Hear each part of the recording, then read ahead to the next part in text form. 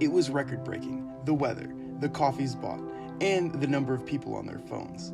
Everyone in their own personal bubbles within a public bubble that is meant to facilitate conversation and interaction.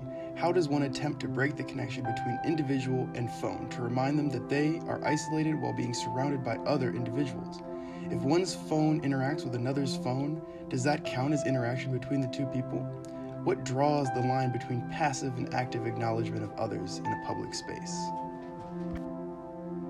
Apple's AirDrop feature enables the transfer of files amongst imported Macintosh computers and iOS devices over Wi-Fi and Bluetooth. An individual can have AirDrop available to his or her contacts only, or to everyone in the vicinity who also has AirDrop available. The lack of physical energy needed to AirDrop displays the passivity that our team is trying to break. Can we passively interact with isolated strangers in public spaces to produce an active acknowledgement by playing a game called AirDrop This? The rules are simple. Two players choose two different locations to play the game.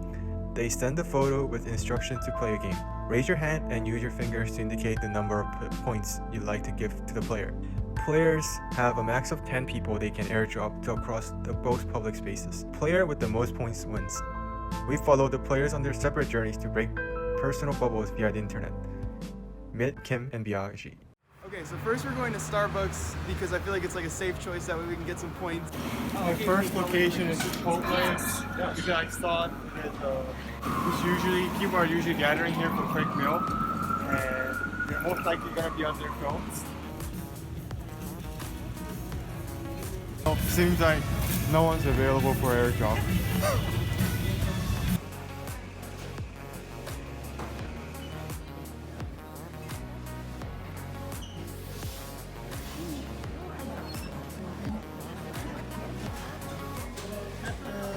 So Starbucks was a bust. It was really interesting. It was fun playing the game, and it felt like it was interesting as a player making like the choice of whose name to click, even though it didn't really matter. And then a couple of people accepted it, but they didn't play the game. But most people declined it. So we're gonna go to the next coffee shop and see what happens. So my first try of Chipotle obviously didn't work. So I chose here where students are eating, and I felt like maybe students are a bit more open to AirDrop. I can actually do more than people. Wait, 1, 2, 3, 4, 5. I picked this one because it's like there's more trucks. It's like, I don't know, I felt like it was like a smaller place, it was more local, so maybe people would be in here for like a longer amount of time, so they'd be a little chiller and more less busy or distracted and more willing to play the game. That cafe was also a bust. That one I just didn't account for the fact that maybe no one in a place could have iPhones. Unfortunately, the game failed because there were 0 participants willing to unisolate themselves. The isolated individuals in every location continued to be isolated with the emergence of a few people who accepted the airdrop but did not physically acknowledge the player. What our team realized was that we were asking for too much. It is one thing to ask people to break their personal bubbles, but another to ask them to attract attention to themselves when their bubbles are meant to do the exact opposite. Our team's breakthrough led to AirDrop This 2.0. Again, the rules are simple. 2 players choose 3 photos that fit into the categories, animals, memes, and quotes, to airdrop to strangers at different public spaces. Each player has 3 locations, 1 central location, and 2 locations from the previous version of the game. Players choose 1 photo to airdrop to individuals in 1 location in hopes to have them accept the player's photos, as 1 airdrop accept counts for 1 point. The pictures cannot be repeated at any locations. The player with the most points, or airdrop accepts, wins. I'm not really sure why I picked this team. It resonated with me in a very spiritual way. I felt like it might resonate with other people in an equally spiritual way. Hey guys, I thought this pop culture meme would work better with NIU students, so I'm going with the hip style.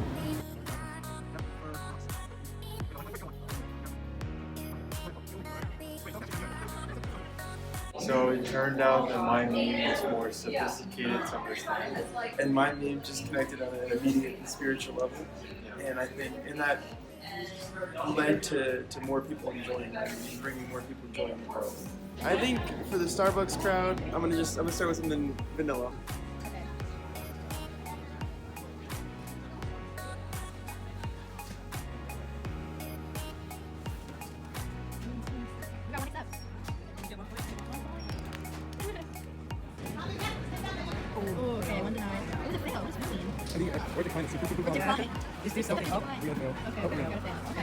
Okay, how many points do you get? 2.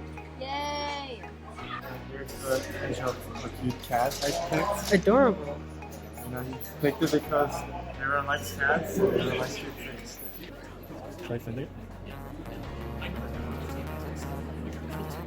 Hopefully it's not like a goal. So unfortunately, I'm not sure if it was my technical problem or because people are actually not on their phone and socializing. But I was only able to send it to 2 people, and out of those 2 people, one person actually accepted it, the other person didn't. So I'm a huge Chipotle again this time. I'm choosing this quote for quotes that all New Yorkers will hopefully emphasize in the quiz, and hopefully get tons of interaction. Wow. I'm gonna say yesterday.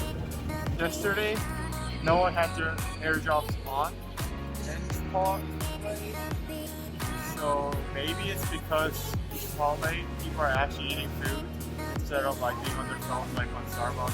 Hello, we're at Kona Coffee, the place that we tried last time. It didn't have any iPhones, so we're hoping this time it does have iPhones. I'm doing a quote by Emma Watson. I don't think it's a real quote, but it is a quote.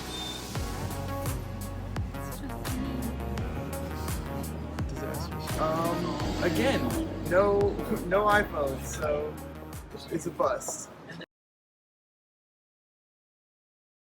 AirDrop This 2.0 showed to be a more successful game than its predecessor.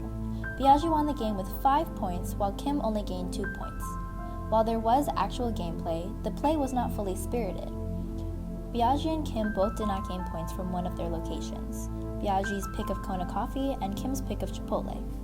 However, there were emergent results during Kim's play. Yeah, you got a reciprocal picture here. Our team created the games AirDrop This and AirDrop This 2.0 to get people who are so used to isolating themselves by using their phones to interact with us through their phones. While our first game idea was a flop, it let our team brainstorm a better game that produced viable results and emergent scenarios. We broke personal bubbles that are built on phone usage by capitalizing on people's phone usage.